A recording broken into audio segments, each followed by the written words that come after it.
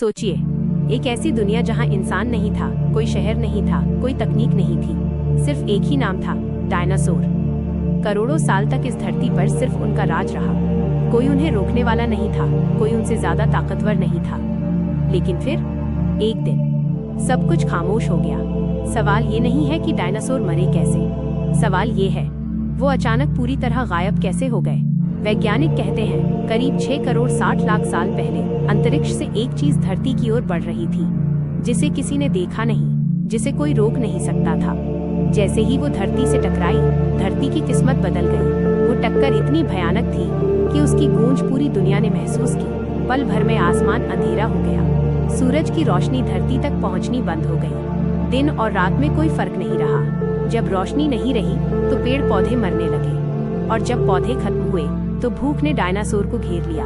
एक एक करके शाकाहारी गिरते गए और उनके साथ मांसाहारी भी। लेकिन यही पूरी कहानी नहीं है।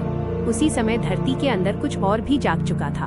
भयंकर ज्वालामुखी जो लगातार फट रहे थे। आसमान में जहरीली गैसें, हवा में आग और धरती पर हर तरफ तबाही। धरती का तापमान अचानक बदल गया।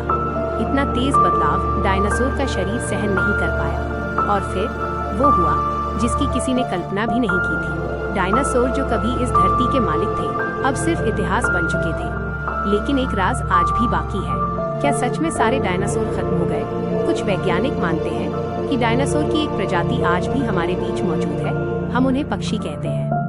हाँ, आप जो रोज आसमान में उड़ते देखते हैं वो डायनासोर के ही बचे हुए वंशज हैं। डायनासोर का अंत हमें एक चेतावनी देता है कि प्रकृति के सामने कोई भी अमर नहीं। और शायद यही वजह है कि उनकी कहानी आज भी हमें डराती है और सोचने पर मजबूर करती है।